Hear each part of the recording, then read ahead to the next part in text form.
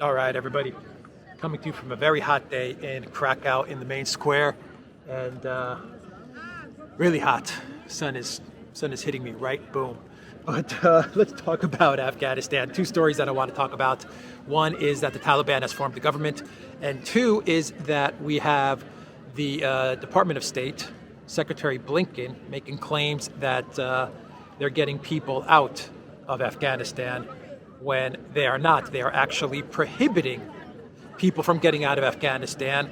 And this was a story that Fox News broke, and it's really just bizarre, really bizarre stuff going on with the Department of State. But first, let's talk about the Taliban government. The Taliban government is formed. The guy that is the prime minister, I believe it's the prime minister, is wanted by the United Nations for terrorism.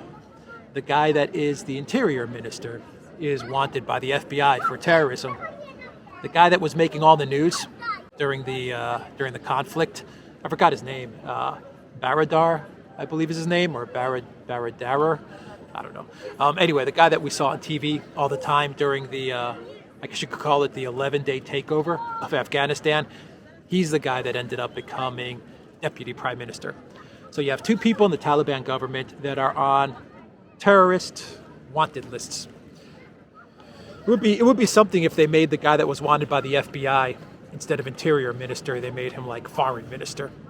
That would be just a complete slap in the face, wouldn't it? He has to go to the United Nations or make official state visits to other countries, and he's wanted by the FBI on a terrorist list. But anyway, they put the interior minister on. The interior minister is the guy that's on the FBI list.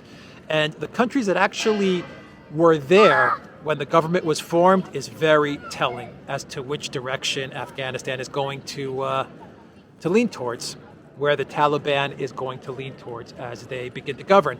The countries that were invited to the ceremony were diplomats from China, Russia, Pakistan, Qatar, and maybe I'm missing one or two countries, Turkey, and maybe Iran. And Duran. I'll put the list right here so you guys can see it if I've got those names right. But yeah, you look at that list and it just tells you everything, doesn't it? It tells you exactly which direction Afghanistan is going to move towards, or at least the Taliban government is going to move towards. There's a helicopter overhead.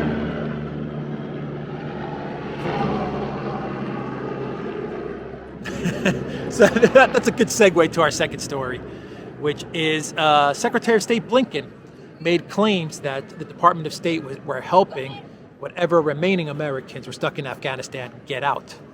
But Fox News broke a story which revealed that there were documents that showed the Department of State and the U.S. government, the Biden White House, and Secretary Blinken were actually preventing planes from leaving Afghanistan with stranded Americans.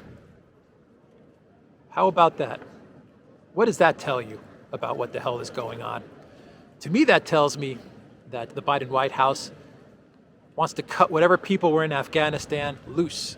They don't want them coming back to the West, which probably means that all these guys were doing some sort of covert type of stuff.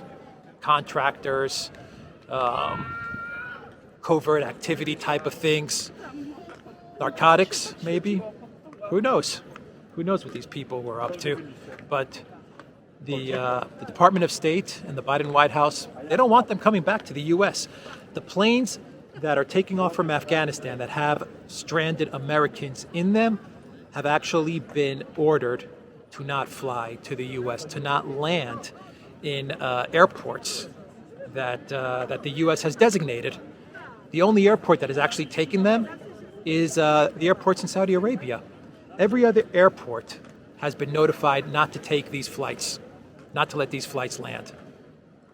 It is an absolutely incredible story that no one is talking about, really. But the documents are there. Fox News broke it. Fox News is talking about it.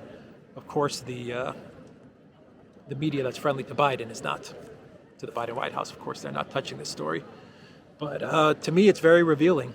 It tells me that for some reason, the Biden White House, they don't want these people back. They cut them loose for a reason. They knew who they were. They knew who these people stranded in Afghanistan were. They don't want them back. They don't want them back. They don't want them telling their story. They don't want them anywhere near a media channel, a news agency. They want them to stay put, or to get taken by the Taliban, or God knows what, or to be on the run. I don't know. I can't figure it out. Maybe I'm wrong. But the whole thing is very suspicious. Why would the Biden White House order airports not to allow planes full of American citizens to land? Just doesn't add up. But I'm sure we'll find out. I'm sure we'll get some more leaked documents and find out exactly what's going on here. So anyway, that is those are the two stories I wanted to tackle. And I'll leave it there. TheDuranShop.com, 10% off when you use the code REALNEWS, and go to the Duran.locals.com. Make sure you follow us on the Duran.locals.com. Join us there, because we're putting out all kinds of great content in that community. And also go to SuperU, Rumble, BitChute, ODYSEE. I think I got those new media platforms. Yeah, I think I got all 4 of them, where we post our videos every day. My videos, Alexandra's videos, the Duran videos go on there every single day. Take care.